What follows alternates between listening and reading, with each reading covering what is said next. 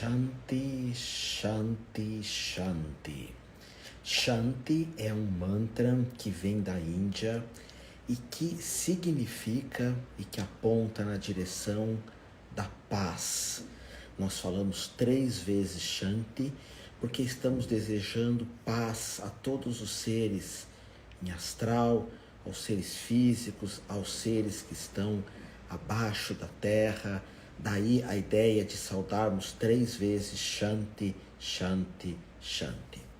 Sabe, eu estive várias vezes na Índia, tive a oportunidade de fazer várias viagens quase a esse continente que é a Índia, com tantos caminhos espirituais, tantas escolas, desde tantas formas de cultura, templos e várias religiões. A Índia foi invadida várias vezes, então várias são as religiões que existem na Índia.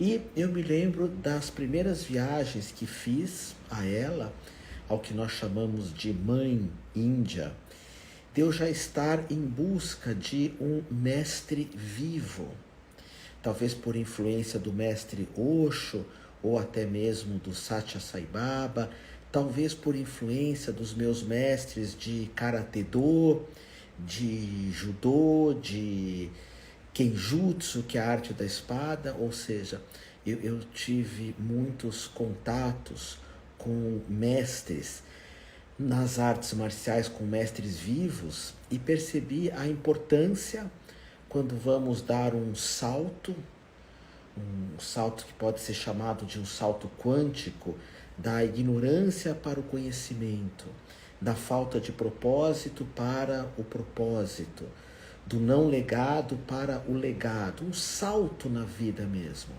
Eu percebi que esse salto, quando se trata da espiritualidade, se faz necessário muitas vezes um mestre vivo, E eu me sinto muito abençoado na minha vida, porque tive contato com vários mestres vivos, com vários mestres que me apontaram um caminho muito importante.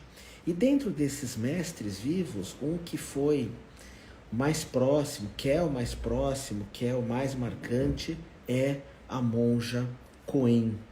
É muito interessante porque a primeira vez que eu tive a oportunidade de ver a monja Coen, ela estava dando uma entrevista para a Marília Gabriela, o programa da Marília Gabriela.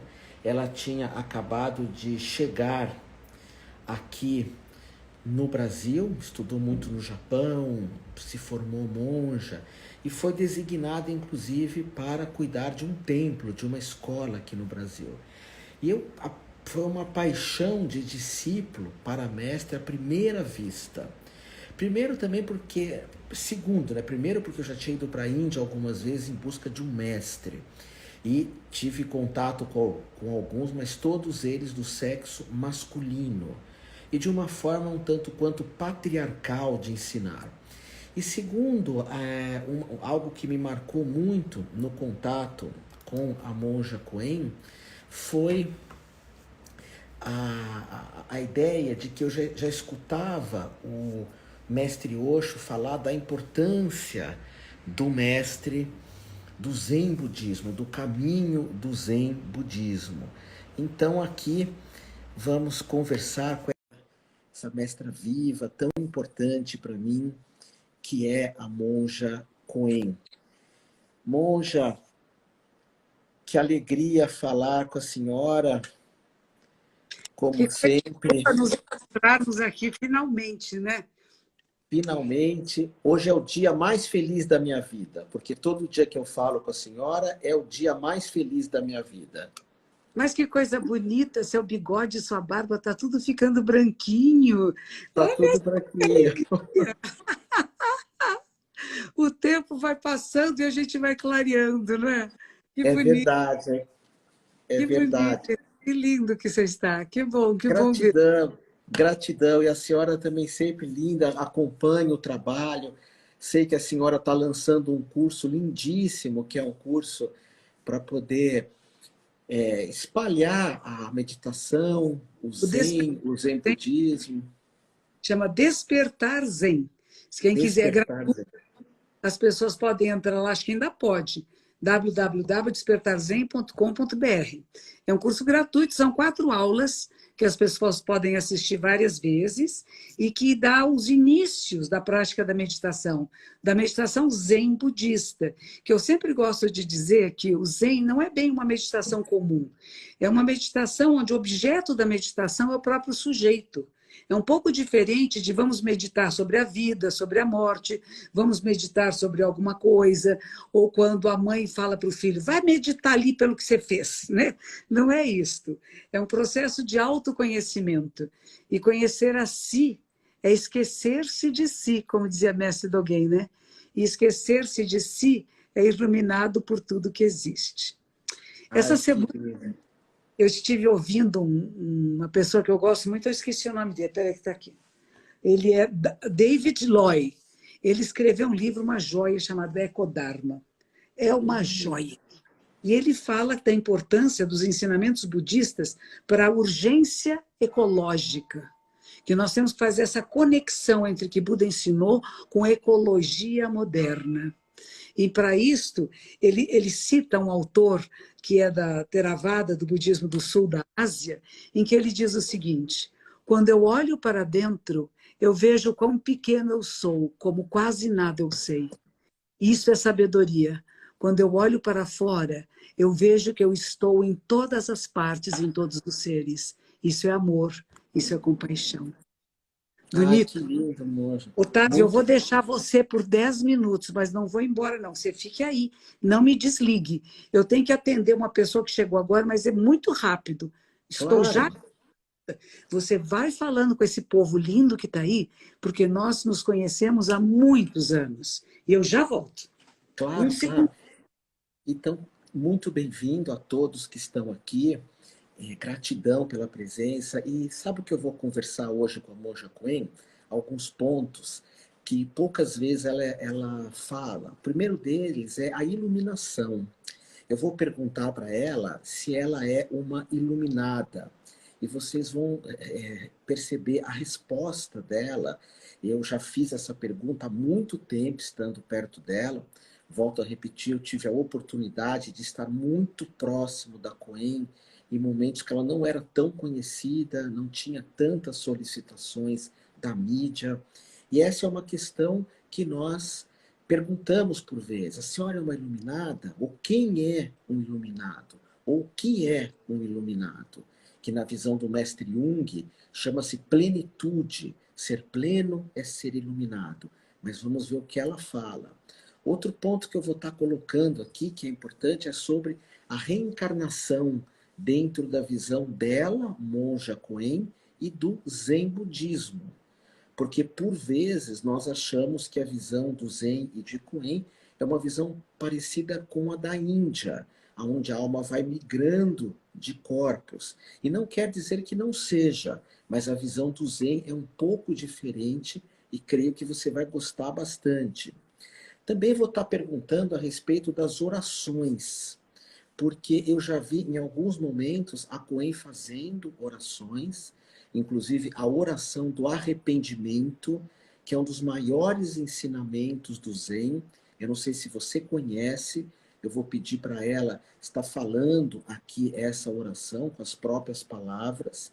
É uma oração que ressignifica a nossa vida, como se fosse um renascimento em todos os momentos que nós fazemos essa oração. É um abandono do passado e um seguir em frente. Depois eu vou estar perguntando sobre o pequeno e o grande caminho do Zen, que é algo que o Dalai Lama, por vezes, fala, que é a ideia de que, em alguns momentos, será que o monge não quer ficar sozinho? Será que o monge não quer se isolar? Porque a Coen, nós sabemos, ela é muito requisitada, seja na mídia jornalística, na mídia artística, seja em função... Outro dia ela me telefonou e falou, vamos fazer juntos uma oração e conversar com os pais de um menino que faleceu, que dava aula na minha escola de yoga, que era o César, na minha escola Humane Amor, que tantas vezes a Coen já deu aula. Então ela tem muitos serviços religiosos, escreve livros, é solicitado pela mídia, tantas pessoas querem ter um darshan com ela, que é uma conversa frente a frente. E até eu pergunto para ti, o que, que você perguntaria se você pudesse fazer uma pergunta para Coen? Uma pergunta que mudasse a sua vida, que mudasse o seu destino. Uma pergunta não de curiosidade, mas uma pergunta que você sabe que a resposta pode modificar tudo. Outra questão que eu vou estar perguntando para ela é sobre o Zen e o Yoga. Porque a Coen, ela teve oportunidade de praticar muito yoga com uma mestra que o sobrenome era Leitão, acho que era Miriam Leitão, não. Faleceu há pouco tempo, e essa mestra de yoga, e é interessante porque Siddhartha Gautama, o Buda histórico, o mestre maior da monja Coen, ele praticou muito yoga. Eu mesmo tive oportunidade de ir para alguns lugares da Índia, Sarnath, onde Buda se iluminou, depois de ficar muito tempo em silêncio, mas antes dessa iluminação ele passou pelo yoga, passou por rituais védicos, passou por rituais que envolvem também esse trabalho de se abster de comida, se abster de dinheiro, que é uma vida simples, que é o que a monja começou a falar agora. Olha, eu conheço muitos mestres e a monja é muito simples. A monja tem uma simplicidade. Então aí, Cirlane, não seria uma pergunta talvez muito fácil para ela, como ser próspero? Eu creio que nesse caminho de espiritualidade, a prosperidade é ser simples, é ser alegre, é seguir os anseios da nossa alma, ou deixar o nosso legado para o mundo. Como tanto eu e a Coen já somos mais maduros, nós conversamos muito sobre isso. Qual é o legado que eu vou deixar para o mundo? E quando eu sair daqui, será que eu vou deixar esse mundo mais amoroso, mais perfumado, esse mundo mais gentil? Então, e também eu vou perguntar para a monja Coen aonde que ela gostaria de estar viajando. A última vez ela me falou que gostaria de ir para o Peru e para a Rússia, que são dois lugares que ainda ela não conheceu, porque ela já viajou muito. Levava grupos para vários países, levava grupos para meditar em vários lugares. Então, essas são as perguntas que eu quero trazer aqui para ela. Gostaria muito, sim, a monja Coen, ela foi ali, já está voltando, e eu gostaria muito de quem me segue, que seguisse a monja Coen, de quem seguisse a monja Coen, se quiser me seguir aqui na Humane Amor, que é esse Instagram, que é um Instagram que fala de yoga, de zen, de meditação, de formações terapêuticas e outros temas, ok? Agora, enquanto ela não está chegando, eu estou ouvindo as perguntas aqui de vocês e humildemente eu vou responder algumas com os aprendizados que eu tive da Coen. A primeira é essa questão da iluminação, não é? É bonito isso, porque um dia ela me ensinou a meditar duas questões da meditação. Uma delas é, meditar não é atrapalhar o momento. Olha que lindo isso. Meditar é não atrapalhar o momento. É ver as coisas como elas são e fazer disso uma meditação. Esse foi um dos ensinamentos dela. O outro que eu achei lindo é, quando a nossa mente aquieta, surge o nosso Buda. Quando a nossa mente fica mais sossegada, surge a nossa consciência crística, surge o ser iluminado. Então, essa diferenciação que na meditação, no Zen, em algumas escolas do budismo, você medita porque você é um iluminado. Porque por detrás da nossa mente, por detrás do nosso ego, da minha ganância, tudo isso já se faz presente esse ser. Monja Coen, estava falando que eu Voltei. aprendi com a senhora. É isso Tava mesmo, fa... porque somos seres iluminados, praticamos, né? A gente não É, vive outra coisa, mas a gente revela o que somos. E a gente procura as práticas de Budas porque somos Budas. E a palavra Buda quer dizer o ser que despertou, que acordou, que despertou. Não é nada mágico, não. Não é só o homem que viveu na Índia 2.600 anos atrás. É cada um de nós que acorda, que desperta. Como que você faz para perdoar de verdade? Perguntou aqui. Ué, você tem que compreender o outro. Perdoar é uma coisa muito de cima para baixo, né? Eu ser sagrado, ser bom, perdoo você que é inferior. Não, eu compreendo o que levou essa pessoa a agir dessa forma. Por que que ela agiu assim? Quais são as causas e condições que fizeram essa manifestação? Percebe a diferença? É compreender. Por isso a gente fala, Buda é aquele que desperta, que compreende, que vê a realidade como ela é, mas não é desculpar. Tem certas coisas que são indesculpáveis, né? Discriminação, preconceito, abuso, nada disso é desculpável. É indesculpável, mas, ao mesmo tempo, a gente compreende a pessoa que teve uma formação, que não teve uma família que deu apoio, que não soube desenvolver os caminhos da sabedoria e da compaixão. Pode ser pessoas que falam coisas erradas, que têm atitudes erradas, mas a gente não fica com raiva de ninguém, não fica com ódio de ninguém, não vou perdoar nunca. Não é perdoar, eu vou tentar entender. Por que que se manifestou assim? E será que há maneiras de evitar que outras pessoas também se manifestem dessa forma? Então, é um trabalho interessante que a gente faz dentro de nós mesmos. Eu estou lendo umas perguntas que estão mandando aqui. Foi essa que não, eu vi. Monja, mas eu já fiz aqui uma listinha, até falei para Ah, as que pessoas, bom. até falei aqui para as pessoas que eu ia fazer perguntas que normalmente não são feitas para a senhora. E uma delas, a senhora já falou, porque na Índia é muito comum, quando alguém se ilumina, a pessoa não diz eu sou um iluminado, mas os discípulos podem falar. Então eu Isso. falo, a senhora é uma iluminada. Nunca a senhora vai falar eu sou uma iluminada, mas eu posso falar.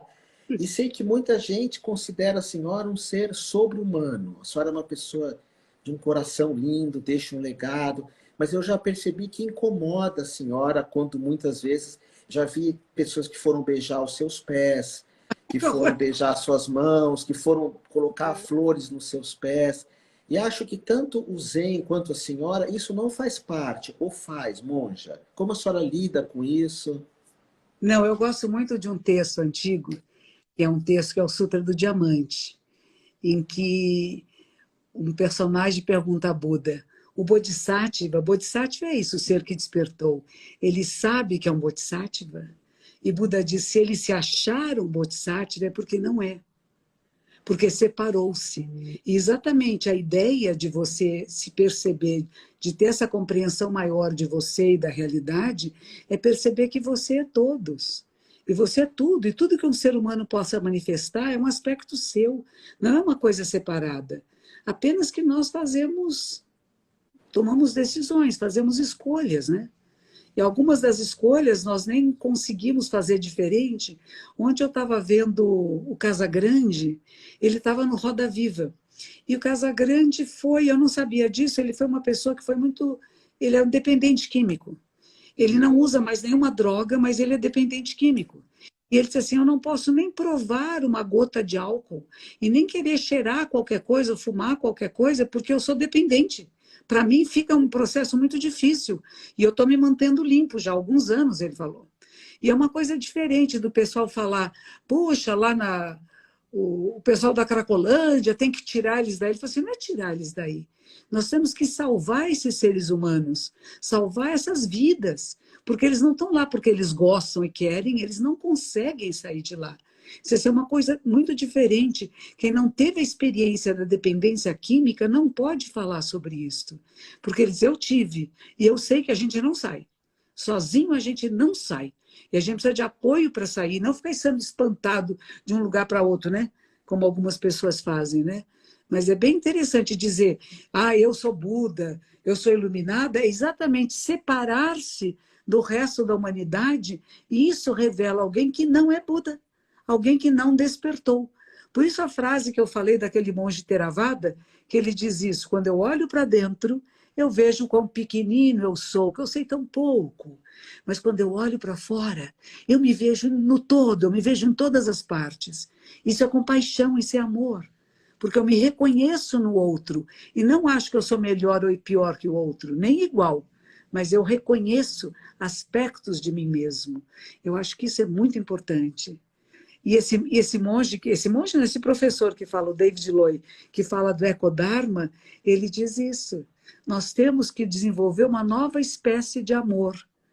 E esse é o amor do Bodhisattva, do ser desperto, do ser iluminado, que quer bem a todos, que acolhe a todos e que acolhe a todos os nossos aspectos, mas faz escolhas, o que eu manifesto e o que eu não manifesto. Por exemplo, se eu fico com muita raiva, com muito ódio, que todos nós podemos sentir, né, muita tristeza, aí eu percebo que essa sementezinha foi regada. E eu vou lá regar uma outra, que é da plena atenção.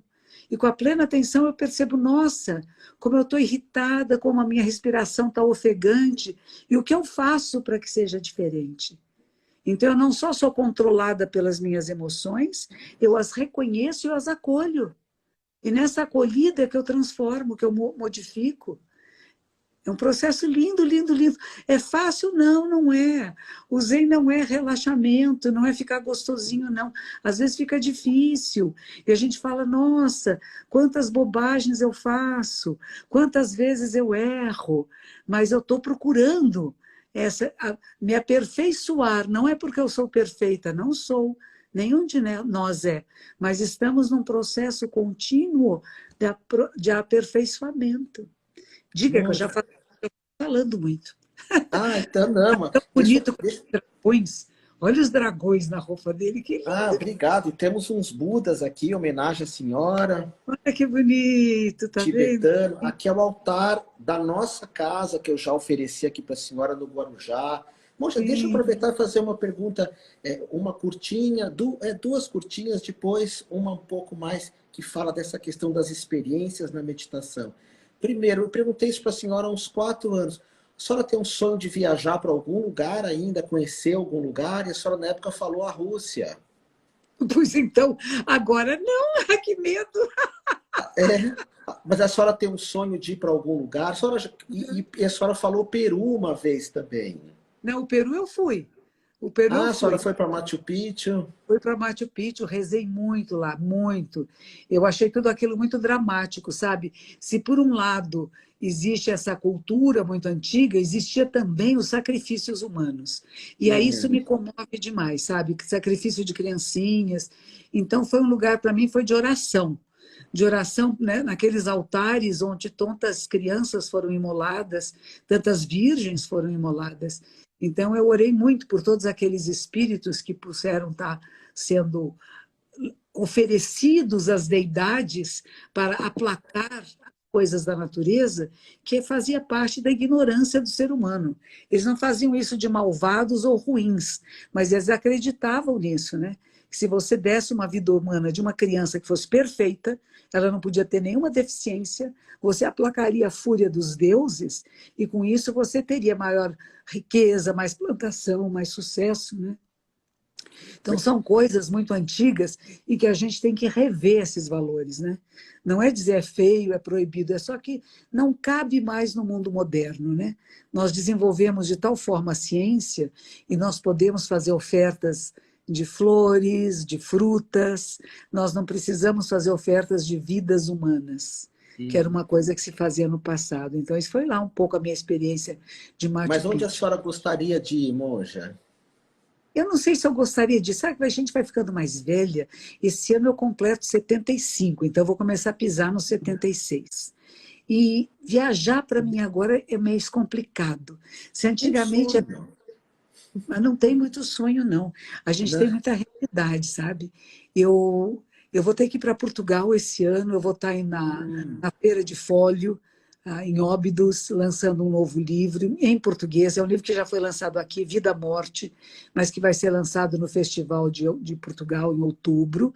E depois disso eu vou fazer 2 palestras, uma em Lisboa, outra no Porto. O ano que vem, de novo, vou ter que ir para Portugal e talvez também vá para Madrid, para o lançamento de livros lá. E de lá eu vou para o Japão, que de novo tenho que ir para o Japão, porque Ah, a senhora vai de... eu tenho que levar 2 alunos para a sua graduação. São 2 monges que eram para ter ido ano passado, em 2020 e que só vão poder ir em 23. O Japão ainda está fechado por causa da Covid. Então, nós estamos combinando de ir em julho de 23. E uma parte do Japão que eu ainda não fui é o sul do Japão. É o sul do Japão, que é muito bonito, diz que as águas são transparentes, que o mar é belíssimo, e de lá que vieram as artes marciais. É muito interessante, falando dos dragões que você carrega no seu É, peito. Ele é o símbolo das águas, né? E também da força das águas e da força do fluir, e ao mesmo tempo de não seguir a correnteza. A gente diz que quando a carpa, ela para desovar, ela vai contra a correnteza, né? E nós dizemos que uma pessoa iluminada, uma pessoa desperta, é aquela que vai contra a correnteza das coisas comuns. Que seria, está todo mundo roubando, eu também vou roubar. Está todo mundo falando fake news, também vou falar. Não. É exatamente aquela que vai contra a correnteza daquilo que não é verdadeiro. E se torna o que é um dragão. Mas só um outro dragão é capaz de reconhecer, porque a aparência é de uma pessoa comum. E agora sou eu para dizer que você é um ser que despertou. ah, que linda, monja. A senhora, deixa eu fazer uma outra pergunta, eu fico muito tocado e um pouco sem graça também. Monja, Deus. primeiro, falando da experiência da meditação, eu tenho notado, assim, mais do que na nossa época, que hoje muitos jovens buscam experiências muito fortes. E mesmo a meditação, existem várias formas de meditar, e a senhora sabe disso melhor do que eu, mas eu percebo que existe um apego à experiência. Hum. Ver coisas, ver imagens, às vezes ver um anjo, um arcanjo, um ser das matas, ou ter uma experiência de chakras, de kundalini. A senhora sempre comenta que o Zen é uma meditação de entrar pela porta. A senhora já meditou e teve muitas experiências, provavelmente. Como lidar com isso? A senhora embarca na experiência ou fica observando de fora? É assim mesmo? Isso é fácil ou é difícil? Só complementando, eu lembro que uma época a revista Galileu a convidou para tomar a ayahuasca, que é um caminho muito, muito lindo. Não é o caminho da senhora, mas é um caminho muito lindo. E a senhora contava que ficava observando. Só para colocar, ayahuasca também não é o meu caminho. Eu já experimentei várias ervas, mas cada um segue o seu caminho, o seu dharma. E como são essas experiências de observar as coisas, isso que pode atrapalhar ou não, monja? Bom, eu sempre tenho que revelar os meus segredos do passado, né? Eu tive na minha juventude muitas experiências lisérgicas, com ácido lisérgico. E elas foram muitas, não foram poucas, não. E eu estava à procura de Deus. Eu estava à procura do sentido da vida. O que estamos fazendo aqui, o que podemos fazer. E encontrei um grupo em Londres, encontrei um grupo de praticantes que eram escoceses, e entre esse grupo havia um guru, vamos dizer assim, um líder dessas pessoas que se sentavam juntas e viajavam juntas. E ele me conduziu de uma maneira muito sensível, através de práticas respiratórias sutis, até o encontro com o que nós possamos chamar de Deus ou do absoluto. E foi uma experiência incrível, maravilhosa. Então, foi uma experiência.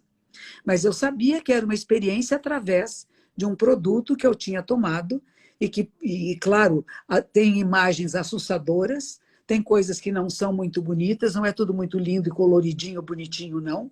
E ele dizia para mim, apenas respira, apenas segue a minha respiração e vamos juntos. E foi difícil, mas aconteceu e foi muito bonito. E isso não se repetiu mais. Isso acontece uma vez na vida, que a gente chama ruptura. Isso no Zen budismo também acontece. Então, se você começa a fazer práticas meditativas intensas, de retiros longos, você tem experiências semelhantes, de imagens e visualizações que são conversas da sua mente com você. E você tem que atravessar esses umbrais. Tem pessoas que param e ficam com medo. E tem pessoas que atravessam. Por isso, nós fazemos em salas que sejam confortáveis, com outras pessoas e com professores que saibam orientar. Há pessoas que não têm experiência visual nenhuma. Há pessoas que têm experiências auditivas. Há pessoas que têm experiências olfativas. Outras têm do paladar, outras do tato. Mas não se pode dizer a ninguém como será a experiência.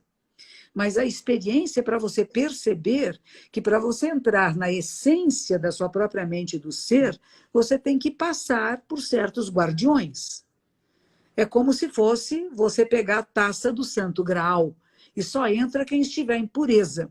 Se você tiver qualquer intenção de obter alguma coisa, trava o processo. E é isso que muitas pessoas ficam travadas, que naquela época da minha juventude chamava-se de bad trip. Teve uma má viagem. Por quê? Porque quis pegar alguma coisa, quis segurar alguma coisa, quis trazer alguma coisa. E você não pode trazer nada. Você não leva nada e você não traz nada. Por isso que o Zen Budismo há muitos anos fala que é o vazio, que é sunyata, o vazio dos 5 agregados. Não há nada para pegar, nem nada para jogar fora. Mas você se torna a experiência. Não pode ter medo. Você observa que o medo acontece. Uma vez uma senhora da Suíça chegou no nosso mosteiro no Japão e a minha professora pediu que eu falasse com ela, porque ela não falava japonês. Eu levei-a para a sala de meditação e ela disse, mas eu tenho medo, porque eu já fiz práticas meditativas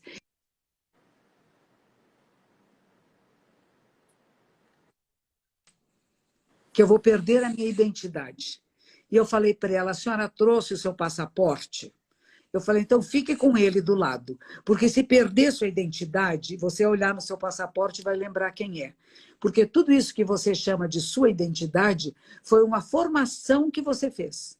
Você criou uma ideia de quem você é, através de experiências que teve, através da educação que teve, você formou aquilo que você vai dizer, a sua personalidade. Isso foi formado e foi criado por você. E quando você vai praticando o Zen, você vai se despindo desses personagens que você criou para chegar na essência. É como fôssemos atores. E atores, todos nós temos diferentes papéis que representamos. Filho, irmão, marido, amante, primo, professor, aluno. Inúmeros papéis que representamos na vida. Mas se você vai se despindo de todos esses papéis, o que sobra? A essência do ser. E essa essência não tem nome. Ela não é alguma coisa que você pode agarrar ou pegar. É alguma coisa que é, apenas é.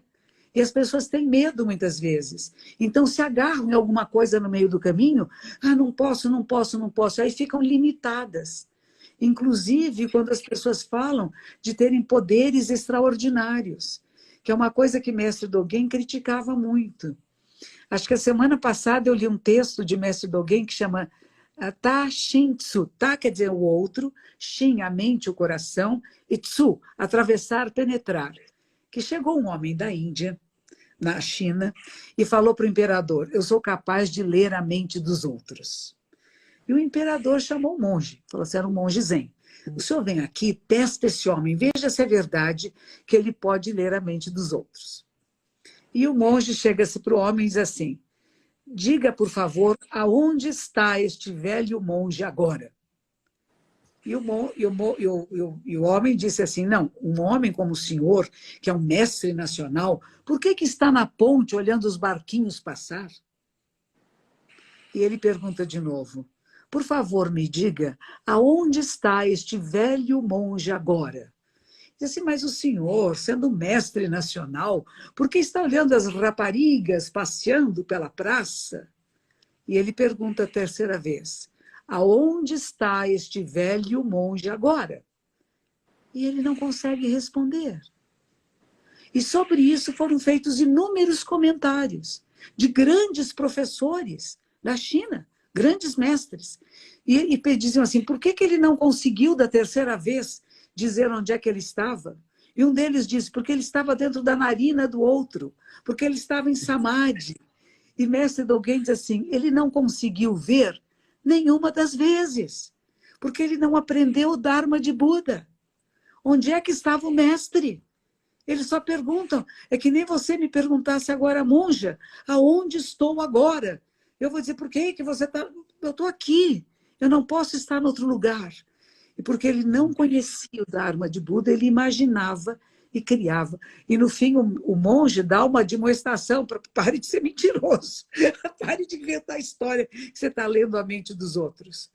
Você não conheceu ainda a sua própria mente. E é isto. A proposta do Zen é que a gente conheça a nossa própria mente. Não é ter poderes de ler a mente dos outros, de adivinhar o que vai acontecer, é conhecer você e estar pronto para o que vier, para o que der e vier. Você tem a capacidade de lidar com as circunstâncias da vida, não apenas reagindo, mas encontrando respostas adequadas para evitar conflitos, para evitar violências. A gente fala muito da Ucrânia agora, né? Mas o que nós estamos fazendo para evitar as nossas guerras internas?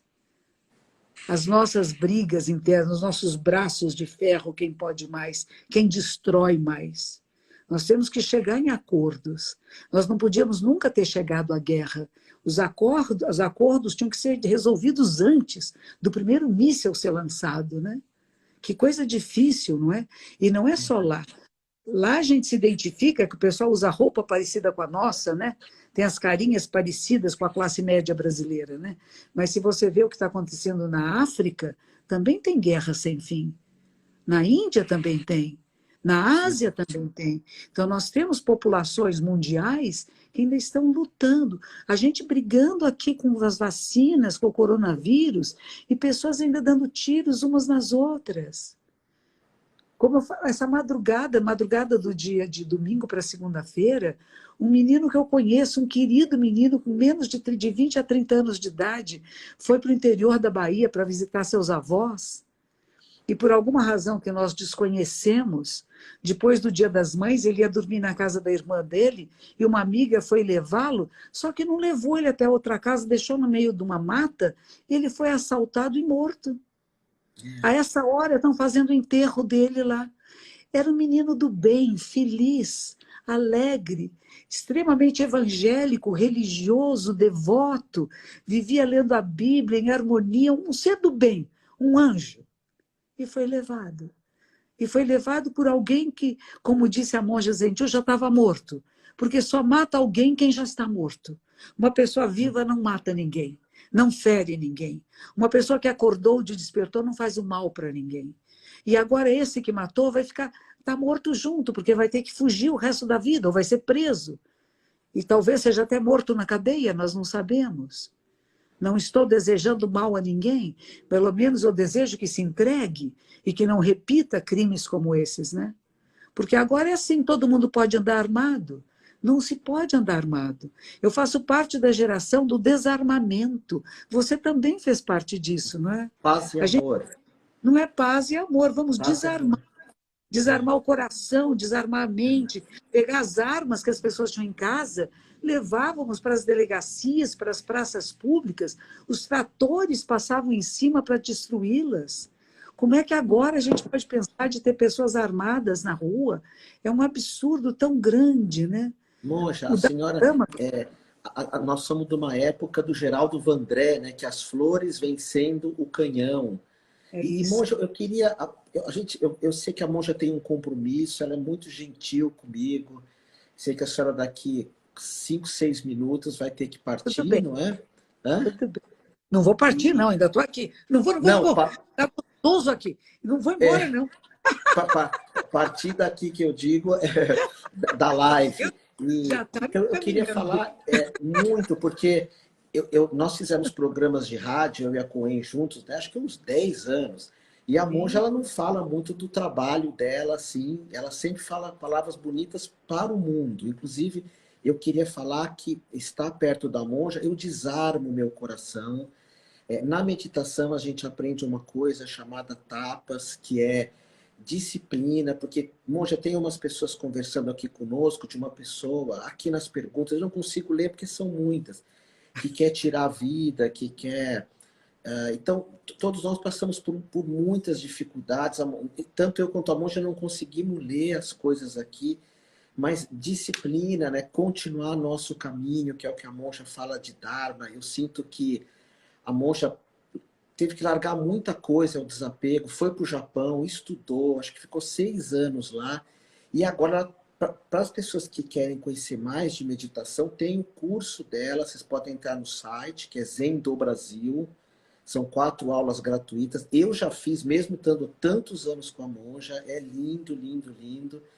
E, e o que a monja ensina é continuar vivendo, o valor da vida, o valor de... Ela vai estar falando, mas eu já vou fechando aqui, porque eu sei que ela tem esse compromisso. Muita gente está falando para o rapaz, respira, faz meditação, mas quem sabe também ligar para o CVV, né, que faz um trabalho tão lindo. Já dei Isso, tantas palestras no CVV, legal. acho que a senhora também. E quem é da minha audiência e da monja, troca, entra no Zen do Brasil, da minha mestra viva, e quem gosta de yoga, meditação, quem gosta de yoga e terapias, entra na Humana e Amor. Monja, a senhora traz muita paz. Eu acho que a senhora traz um legado e é bonito. Um dia a monja fala sobre reencarnação, que o Zen budismo vê diferente, né? Vê de uma forma tão linda, mas eu acho que o que a monja fala é deixar um legado, não é uma herança, herança é dinheiro. Eu sempre penso na monja como alguém que deixa um legado e que todos nós temos que deixar esse legado de paz, de amor, desarmar nosso coração, como a monja fala. Bom, mas ela fala muito mais bonito que eu. Monja é com a senhora. Eu tive recentemente, eu não sei se foi o ano passado, um pessoal de Portugal me convidou, foi online. Ah, era uma mulher muito interessante, eles tinham um trabalho muito bonito de falando da nossa consciência e da nossa consciência ancestral. E quando a gente fala de consciência ancestral, a gente não fala de uma vida, 2 vidas. Quando você tocou em reencarnação, a gente não fala de uma ou 2 vidas. Nós somos o resultado de milhões de vidas no planeta. O nosso DNA é resultado de milhões de anos. Não é de 1 ou 2 anos, de 1 ou 2 vidas. Nós podemos, através desse meio hábil de falar de algumas vidas próximas, mas, na verdade, em nós e na nossa memória, que a gente fala que é um grande armazém de milhões de anos e de milhões de experiência, nós somos que sobrevivemos a tudo isso. Tanto o nosso corpo físico, como diz os cientistas, ele é apenas reciclagem de matéria-prima do universo. A nosso aspecto mental e emocional também é uma reciclagem. E nós temos em nós todas as possibilidades, não é uma ou 2, todas elas. Já fomos anjos e demônios, fomos as pessoas queimadas nas fogueiras da Idade Média, éramos aqueles que queimavam da Inquisição. Nós fomos pessoas que estavam na Segunda Guerra Mundial, no Holocausto, tanto fomos judeus e pessoas deficientes ou pessoas homossexuais, todos aqueles que eles detestavam e colocavam nas câmeras de gás, como também fomos soldados da SS que abriam as câmeras de gás. Então nós temos que reconhecer que em nós habita o bem e o mal, e todas essas forças, mas nós podemos fazer escolhas. E essa é a diferença. O instinto de morte habita todos nós, como o instinto de vida também habita. O que nós temos que ver, quando eu começo a querer morrer e querer a matar, eu observo isso e digo que interessante, esse é um dos aspectos do ser humano, mas eu vou escolher outro aspecto. Então eu não tenho nenhuma ação nessa direção. Eu posso ter o pensamento, mas eu não tenho a ação. E aos poucos eu transformo esse pensamento. E Zazen é um pouco isto. Zazen é um pouco você perceber como que a sua mente está funcionando, para onde ela está indo, para que bobaginha ela está criando, para você trazê-la de volta ao seu eixo de equilíbrio. E nós podemos fazer isso. Nós temos a capacidade, é nosso direito e dever de nascença, encontrar esse eixo de equilíbrio, que tem a ver com o esqueleto axial, gente, com o nosso corpo. São 80 ossos. Os ossos do tronco, do pescoço e da cabeça são 80. E eles que nos mantêm nesse eixo de equilíbrio. E esse eixo de equilíbrio é muito importante na vida. Então, em vez de você ficar zanzando para cá e para lá, quero matar, quero morrer, quero isso, quero aquilo, quero desaparecer, não, quero viver. Viver para transformar a realidade. A minha superiora no mosteiro uma vez falou isso com muita ênfase, né? Que ela diz assim, o importante é a gente viver para transformar essa realidade. E não para dizer ela não presta, o mundo está ruim. O que você faz para ser melhor? O que você faz para ter... Outro dia tinha uma senhora dizendo, não tenho comida em casa, tenho 5 filhos. O governo de São Paulo dá comida gratuita. Você já foi lá? Mesmo que seja longe. Peça para os seus vizinhos, peça para os seus amigos. O que aconteceu nessa pandemia? Solidariedade. Nós estivemos dando para tantas pessoas. Agora que a cesta básica está custando quase R$ 1.000, a partir dessa semana, né? Com 900 e tantos. R$ 1.000 uma cesta básica. E há muitos grupos solidários doando cestas básicas. Inscreva-se, procure.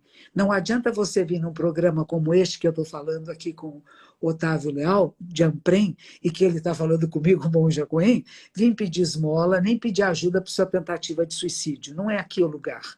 Se você está desesperado, procura CVV. São pessoas especializadas a falar quem está nesse desespero. Eu tenho uma aluna que trabalha para o CVV. Tenho 2, aliás, que estão trabalhando, né? E tem um moço que apresentou o CVV para elas. Então, tem muita gente fazendo coisas boas no mundo. Comece a olhar também para o lado luminoso, porque onde há sombra é porque há luz. Se não houver luz, não há sombra. E eu termino falando uma frase que eu gosto muito, que é de uma poesia japonesa, que diz o seguinte: quanto mais brilhante for a luz da lua, mais forte é a sombra do pinheiro. Então, se a sombra está muito forte, é porque a luz é brilhante. Não tenha medo da luz. Vá em direção à luz infinita, que é até o nome de um Buda, o Buda Amitabha, que é o Buda da luz infinita. E aí estão meus doguitos me chamando. As minhas cadelinhas queridas. Monja, gratidão, gratidão, um monte de amor para a senhora. Eu vou ficar mais um pouquinho, que eu vou falar para o pessoal da oração do arrependimento, que eu falei que a senhora ia falar, mas eu falo para eles, se a senhora, que eu sei que a senhora tem que partir. Ó. Quero agradecer muito você por me chamar. A gente tentou fazer um outro dia, não conseguimos. Faremos mais vezes. Quantas vezes for necessário. É um prazer falar com você.